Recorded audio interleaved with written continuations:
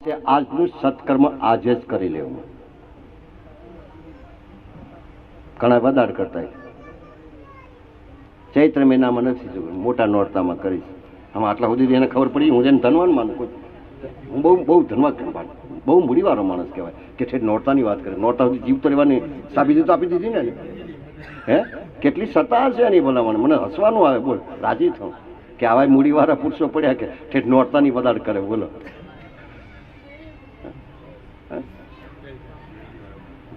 આજનું સત્કર્મ આજે જ કરી લેવું, કાલે કરીશું એવો ભરોસો રાખો ને. કારણ કે વચમાં આડી રાત એની સીમ વાત, વચમાં આખી આડી રાત છે. સવારે દાડો ઉગી જોશું કે નહીં જોઈએ. ઘણા પોતાનું ઉતાર્યા રહ્યા કે નહીં, સવારની ખબર જ નથી કે દાડો ઉજો કે નથી ઉજો. આડી રાત એની સી વાત. અરે ભાઈ, જે કાર્ય આવતીકાલે કરવાનો નિર્ધાર કર્યો છે તે પણ આજે જ કરો. હિતકારક છે. કાલનું પણ આજ કરી નાખો. કાલ તો કાળના હાથમાં છે. કાળ આવો ક્રૂર છે. એ કૃતાકૃતની કઈ વાત જોતો નથી, હારા ભલાની વાત જોતો નથી. ક્યારે બધાની વચ્ચે છે. અમારે બળદેવ બાપાએ કીધું છે કે મોત મરદના ઝપાટામાંથી બચશે નહીં કોઈ નરકે ના. આવું કીધું ને. મોટામાં મોટો મરદ કોણ? મોત. આખું કુટુંબ ભરીને બેઠું ને વચ્ચેથી ઉપાડી લે. બોલો. અને બધા ટગર ટગર જોઈ લે, કઈ જ ના કરી શકે. આને મરદ કીધો. મોત મરદના ઝપાટામાંથી બચશે નહીં કોઈ નરકે ના. કાળ કોઈની વાત જોતો નથી. ઈચ્છા થાય ત્યારે માણસને પોતાના પંજાથી જકડી લે છે. બાળક હોય કે જુવાન હોય કે ઘરડા હોય કે ઉદરમાં ગર્ભમાં હોય, આ સર્વ માટે મૃત્યુ નિશ્ચિત છે. અને જો નિશ્ચિત है इसका डर क्यों रखने का? આવવાનું છે નિશ્ચિત નક્કી. તો એને શું કામ યાદ રાખવું પડે? કંઈક સારું કરવાનું યાદ ના રાખીએ, કંઈક સત્કર્મ કરવાનું યાદ ના રાખીએ, કંઈક સેવા કરવાનું યાદ ના રાખીએ. જગત કાળનો કોળિયો બનીને રહેશે. આ જીવાત્મા પોતાની અત્યંત પ્રિય શરીરને તજીને અંતે જમપુરીમાં જાય છે. પછી એના પર મમતા રાખનારા પત્ની, પુત્ર, માતા, પિતા આદિ બધા નષ્ટ થાય છે. એમાં કંઈ પણ સંદેહ રાખવા જેવું નથી કે શોક કરવા જેવું નથી. આ તો એની વાડી છે. આપણે વાડી વાવીએ, ટમાટા બમાટી રીંગણાની વાડી વાવીએ, તૈયાર થાય પછી તોડી લઈએ. કારણ કે ધણી આપણે છે. પાકા ટમાટા તોડી લે, કાચા રવા દઈએ, અને અમુક સમય કાચા તોડી લઈએ. એ આપણી ઈચ્છાની વાત છે ને, આપણે ઉત્પન્ન કર્યું એટલે. તો કાળ આવશે. સંદેહ ના રાખો કે આવચમ મરી ગયું. શું કામ મરી ગયું? આ પૃથ્વી પર તો આપણે તો શું અચ્છા જતા રહ્યા, ધુરંધરો જતા રહ્યા, જેની આપણે કલ્પના પણ ના કરી શકીએ. સાચી વાત કે નહીં? એવા ધુરંધરો આ પૃથ્વી પર જતો. તો આપણે પાસે શું ભલામણ તેની હાય બતરા કરવાની? ચિંતન કરો, ચિંતા ના કરો. ચિંતન વધારો, જેટલું બને એટલું ચિંતન વધારો. કોઈ પણ અવસ્થામાં ચિંતન કરો. ચિંતન એટલે સ્મરણ. કોઈ પણ ભગવાનનું કે માતાજીનું જે નામ સારું લાગે એનું ચિંતન વધારો, સ્મરણ વધારો. વગર પૈસાની મૂડી થઈ જાય, કાંઈ જ નહીં કરવું પડે.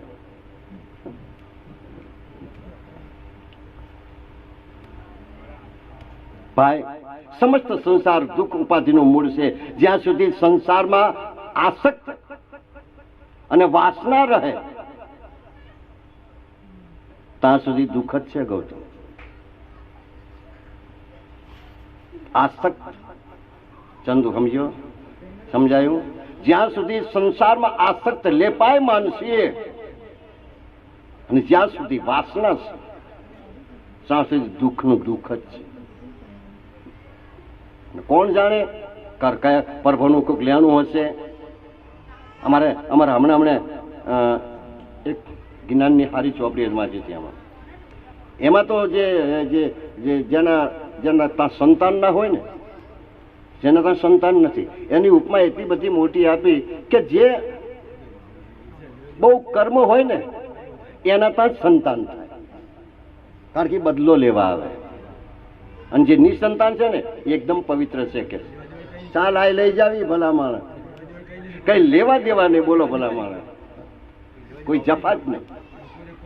આ બધા બદલા લેવા વાળા આપણા છોકરાને બહેરા બધા, તો એ બદલો દઈ દો રાજી ખુશીથી. એમાંથી મુક્ત થવાની કોશિશ કરો.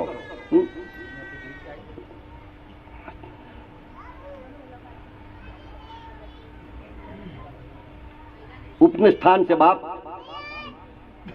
સંસારમાં આસક્ત અને વાસના રહે ત્યાં સુધી તમને બધાને આપણને દુઃખ જ છે. વાસનામાં શરૂઆતમાં ભલે તેને સુખ જણાતું હોય, મને તે વાસના જ દુઃખને નોતરે છે. આમ સુખ લાગે છે, છોકરા હારા હે, મારા છોકરા હારા છે, અને મોટો થઈને હામો છે ને હે તારું જાય તારું ચમ્માડી આમ કર્યું તે.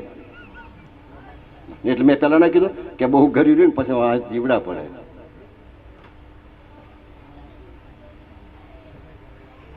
એટલે દુઃખને નોતરે છે ભાઈ.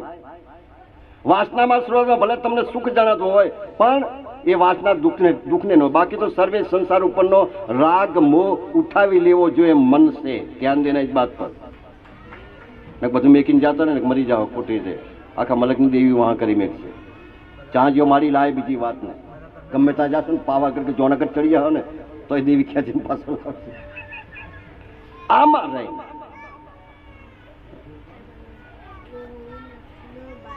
મનથી મોહ મુઠાયેલો ખરો એ જ માણસ જગતમાં સુખી જાણો. આ સંસાર બધા દુઃખોનું ઉત્પત્તિ સ્નાન છે. સુખનું પણ ઉત્પત્તિ સ્નાન છે અને દુઃખનું પણ ઉત્પત્તિ સ્નાન છે. સર્વે આપત્તિનું સ્થાન પણ છે, તેમજ દુષ્કર સંસ્કાર એ સર્વે પાપોનો આશ્રય પણ છે. માટે દરેક માણસે ધર્મનો મર્મ સમજીને સંસારનો તત્કાળ મનથી ત્યાગ કરવો હિતાવત છે. મનથી કહો પછી ઓથું લેતા નહીં પૈસા કેટલાય ગારું દે ને કેટલા હોપણી કરશે. ઓલા બાવાએ કીધું છે અમે આમ કર્યું. ભાગ્યા નહીં, ભગાય નહીં, નાહાય ને નાહે કોણ યાર કાયર હોય નાહેડું ના થવાય. અજ્ઞાની અને પશુ તુલ્ય માણસ માત્ર એટલું જ જાણે છે કે પ્રાત કાળે મળમૂત્રને ત્યાગવા. અજ્ઞાની શું કીધું? અજ્ઞાની અને જાનવર જેવા. પશુ તુલ્ય એટલે જાનવર જેવા. એમને આટલી જ ખબર છે. ક્યાં કોઈનું ધ્યાન ના તોડો બહુ પાપ લાગો બેટા. લક્ષ તૂટે બીજાને. મારા બાના ખાવે માર્યો આવ્યો. અજ્ઞાની અને જાનવર જેવા માણસ એટલું જ જાણે છે કે સવારમાં ઉઠીને પાછું ડબલું લેવું એટલે મળમૂત્ર લઈ જ કહેવાય ને આપણી ભાષામાં. ડબલું લઈને આવવું પડે ને. સવારમાં ઉઠીને ડાયરેક્ટ મળમૂત્રનો ત્યાગ કરવો. બપોરે પાછું ખાવા બેસી જાઉં, પાણી પીવું, રાત્રે સમયે પાછી ઊંઘી જાઉં અથવા તો મૈથુન આદિ કરવા. અજ્ઞાનના લીધે જીવાત્મા મોહમાં ડૂબેલો છે. આ જ કામ છે, બીજું કંઈ કામ જ નથી. ધંધા પાણી ખાવું પીવું કુઈ રહેવું. ધંધા પાણી ખાવું પીવું કુઈ રહેવું. તે પોતાના દેહને સારી રીતે પોષવા ઉપરાંત દ્રવ્ય પ્રાપ્ત કરવા તેમજ સ્ત્રી સાથે વિષય ભોગ કરવો એમાં રચ્યો પચ્યો જ રહેતો હોય છે. સંસાર પ્રત્યેની આવી આસક્તિને લીધે જ તેને વારંવાર તે મરે છે ને વારંવાર અવતરે છે. આ સર્વ અનર્થોને ટાળવા માટે, આ બધા અનર્થને ટાળવા માટે માણસે દેહાદિક પરની મમતાને, આ શક્તિને મનથી પ્રયત્નપૂર્વક અને તે પણ પરમહંસની પેઠે ત્યાગ કરવાનો. લડી વઢી નહીં, નજરે ચડી નહીં. સતત તેમ ન બની શકે તો તેને સત સમાગમ, સંત સમાગમ, ભજન કીર્તન ત્યાં જવું જરૂર. આ તો જાય જ નહીં ને. આ તો બધા લાકડે આવ્યા. અગાની હગવટ રાખવા આવ્યા. આવ્યો કે નહીં? હે હું તો મારી રીતે આવ્યો. જે કંઈ 5 રૂપિયા મળે એ. કારણ કે લડીને તો લેવાય નહીં અને નથી લેતો તો વાઘને સાપ પાડી દે કે ફક્ત 40,000 માંગે ભજન માટે. અને એક દાડાની કથાના 80,000 માંગે. આજ 5 દાડા થયા ભાઈઓ.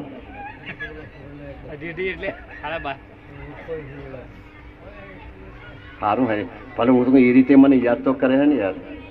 હા એ રીતે મને યાદ તો કરે હે ને ભાઈ. કારણ કે સંત મહાત્મા સંસારનો રોગ એટલે કે દુઃખ મટાડવાનું અસરકારક ઔષધ છે. આ મોટામાં મોટી દેવા સંત સમાગમ, ભજન કીર્તન, સેવા, આશીર્વાદ, આ બધું પૈસાથી ના મળે. કમસીડા સેવા કઈ પૈસાથી મળે? જો પૈસાથી મળતી હોત ને તો લખોપતિ પડ્યા. સેવા ભાવથી કરવી જોઈએ, પ્રેમથી કરવી જોઈએ.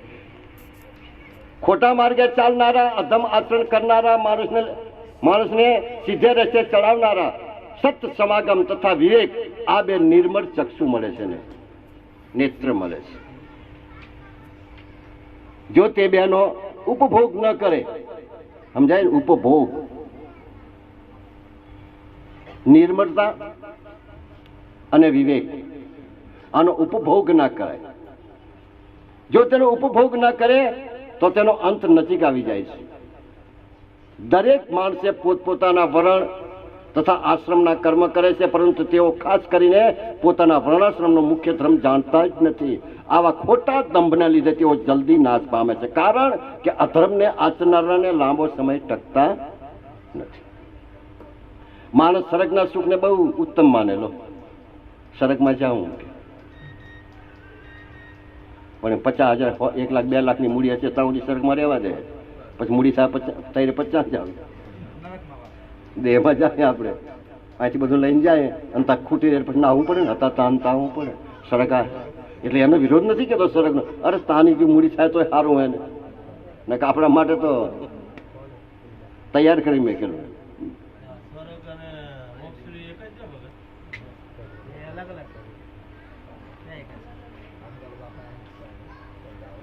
પંડા આખો અખાડો અહીં બેઠો તારી પાસે. પંડા પડ્યું છે ત્યાં તો ગોતતો નથી ને એ ગોત. આ જે ભાવ રહ્યા ને, હજી ભાવમાં, આપણા ભાવમાં બહુ ઉણપ છે બાપ. કેમ લાગે તમને? આપણા ભાવમાં હજી બધું આમ જરાક તર્ક વિતર્ક દેખાય છે. આ તો સવારામ બાપુનું ભજન છે, મારું કઈ નથી. ચાંજી ઉપાસમાં ત્યાં શું કીધું? હા, શી ખર ભાઈ, પેલું સડક પ્રાપ્ત કર, પછી મોક્ષની ખબર આપીશ. કુમાર્ગે ચાલનારા વિવેક, સંત સમાગમ, નિર્મળ આંખનું છે આપણી. ચક્ષુ એટલે આંખ છે. જો તે બેનો ઉપભોગ ના કરે તો અંત નજીક સમજવો બાપ. દરેક માણસે પોતપોતાના વર્ણ તથા આશ્રમના કર્મ કરે છે, પરંતુ તેનો ખાસ કરીને પોતાના વર્ણાશ્રમમાં મનુષ્ય કોઈ ધર્મ જ જાણતા નથી કે આંગણાનું ધર્મ શું છે આપણો. આંગણાનું ધર્મ શું છે? અને કહું બોલો ભજન ગાય કોક કે કોણ જાણે કિસ ફેસ મેં આપણા આંગણા કોણ આવી જાય. આપણે ઓળખીએ ક્યાં તારે? આપણે ડોળામાં દેતો મેં આપણે બધા હરખા લાગે છે. અત્યારે હાથી માતા જેવો લઈ આમ પાણી, આ તો કે ઓલી બે કાઢનારી છે કેક નહીં લાગે. કોને જાણે કોણ કોણ આવી જાય. દાડામાં 3 વખત આવે પાછું, ધ્યાન દેજો. અને દિવસમાં 3 વખત પાછું. એ બધું નહીં કહેવાય.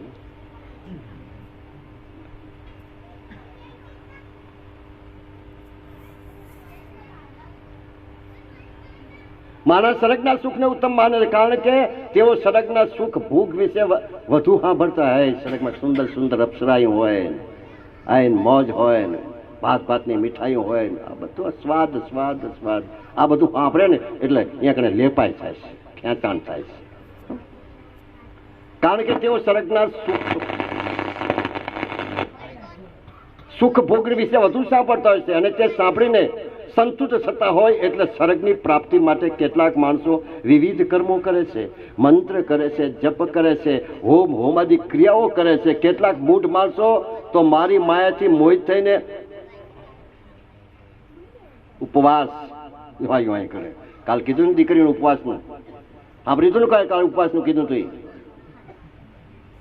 શું કે છે ભગવાન? શું કે છે? કેટલાક મૂઢ, કેટલો મોટો શબ્દ છે. કેટલાક મૂઢ માણસો તો મારી માયાથી મોહિત થઈને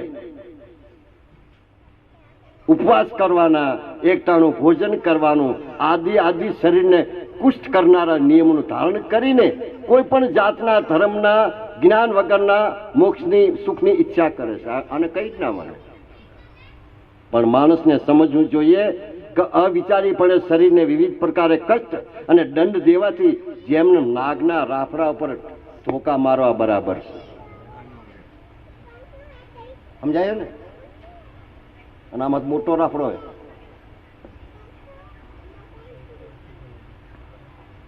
રાફડામાં રહેલો સર્પ મરતો નથી, પણ મનને મારીને સમજ્યા વગરનું આચરણ કરનારની કદાપી મુક્તિ થતી. એટલે જ્ઞાન વિના થતી સર્વ ક્રિયાઓ બધી વ્યર્થ છે, સમજણની જરૂર છે. જોયા જેવી થાય સમજણ જીવનમાંથી જન જાય, તો ભાઈ જોયા જેવી થાય. કેટલાક અજ્ઞાની માણસ તો મોટા બાલ વધારે લખેલું, ભાઈ આ ભુવા ખોટું ના લગાડતા યાર, એ લખેલું છે ને, હે પુરવાર કરું પછી એમ લાગે ભગત કે ભુવાની બોલી કરે, દાસ કરે એટલે બોલે ના. આમાં એક શબ્દ પણ મારાથી વધારો ના, એનો ખુલાસો કરી શકો પણ વધારો ના કહેવાય. શું કે કેટલાક અવિચારી માણસો મસ્તક પર વાળ વધારી લાંબી જટાનો ભાર ભરે છે. આ દેહ પર શ્યામ વર્ણનો મૃગ શ્રમ ધારણ કરે છે, શરીર રખ્યા છોડે છે. આવા દાંભાતિક વેશથી ભોળા માણસને ફસાવી પોતાનો સ્વાર્થ સિદ્ધ કરે છે. એવા વેશમાં તેઓ સંસાર સુખ માણતા હોય છે અને બીજાઓને પણ મીઠી મીઠી વાણીથી સંસારને વધુ ને વધુ આસક્ત થવા પ્રેરિત ખેંચાણ કરતા હોય છે. અને આપણે બધા ફસી જઈએ. કારણ કે શું કામ ફસાય છે? એનું મુખ્ય કારણ છે ફસાય શું કામ કે આપણે ભયભીત છીએ. આપણે ભયભીત બિયાય છે, આપણે બિયાય ઓલામ કે આમ થઈ જાય શું થશે, કંઈ નહીં થાય. इनको कोई कुछ करने वाला नहीं, किसकी सत्ता नहीं, जब तक उसका समय है तब तक कोई ताकत નથી કે આ રોવાડું ખંડિત કરી શકે. હા, મારા કર્મ મારો રોવાડું ખંડિત કરશે, મારા ખોટા કર્મ, મારી ખોટી આવરણ, મારા ખોટા આચાર વિચાર છે ને એ મને કદાચ ખોટા માર્ગે ખંડિત કરી શકે, અન્યથા બીજા કોઈ ના કરી શકે. આવા દંભીઓ પણ ભોળા માણસને કહે છે કે હું ભગવાન છું, હું માતાજી છું, હું સર્વસંપન્ન છું. સમજુ માણસોએ આવા દંભી માણાને અંતરની પેઠે મનથી ત્યાગ પાછો, અને કહેવાય કે હું મારે તારે નથી બોલું એમ ના કહેવાય, મનથી છોડી દેવું. જે મોટે મોટું કોઈ નથી બોલું તો કોકની મન નજરમાં રાખે. ખાલી દાખલો આપું બધા, તમને કહેતો નથી. જા શું કીધું, જુગતીની જરૂર છે. જગત જુગતીથી જીતાય, બળથી ના જીતાય, સત્તાથી ના જીતાય. આવા દંભી માણસોને મનથી પેઠે ત્યાગ કરવો. કેટલાક માણસો એવા હોય છે જેઓ ઘર અને જંગલને સમાન માનીને અંગે એક પણ વસ્ત્ર ધારણ કર્યા વગર દિગંબર સ્વરૂપે પૃથ્વી પર લોક સમૂહની વચ્ચે જ્યાં મર્યાદા નથી. ઠીક છે, શ્વેતાંબર દિગંબર બરાબર છે, પણ જાહેરમાં સમાજ વચ્ચે એ બરાબર યોગ્ય નથી. ના પાડે છે, વ્યાસ મુનિ ના પાડે છે. આવું આચરણ કરવાથી કોણ તેમને વિરક્ત ત્યાગી કહે છે? માટી અને ભસ્મનું લેપન કરવાથી, માટી તથા ભસ્મના આરોટાથી જો માણસને મુક્તિ મળતી હોય તો કૂતરા તો રોજ માટીમાં જ આરોટે. રસા ચોપડવાથી, રસામાં આરોટવાથી જો મુક્તિ મળી જતી હોય તો જાનવરને પશુ નગર રસામાં જ આરોટતા હોય. ગંગામાં સ્નાન કરવાથી મુક્તિ મળી જતી તો માછલાની ડેટ તો 24 કલાકમાં પડ્યા રહે છે કે નહીં ભાઈ? શ્વાનો તેમાં નિત્ય આરોટતા રહે છે. શ્વાન એટલે કૂતરા. શું તેથી શું સંસારમાંથી મુક્ત થશે? ઘાસ પાંદડા આરોગવાથી જો મુક્તિ મળતી હોત તો વનવગડામાં વસવાટ કરતા પશુ, હિરણો, શિયાળો, ઉંદરો આદિ એ જ ખા કરે તો એમને મુક્તિ ના મળી જવી જોઈએ? ના મળે. ડેડકા, માછલાઓ આદિ અસંખ્ય પ્રાણીઓ જન્મતા ત્યાંથી જ દેહાંત સુધી કાશી ક્ષેત્રમાં ગંગામાં પડ્યા રહ્યા છે, પણ છતાં એને મુક્તિ મળતી.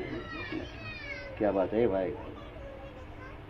ગંગા, જમના આદિ તીર્થોમાં નદીના કાંઠા પર નિરંતર વસતા હોય છે, નિત્ય વારંવાર સ્નાન કરતા હોય છે, તો તેઓને કોઈ યોગી કહેશે ખરા? કાંઈ યોગી છે?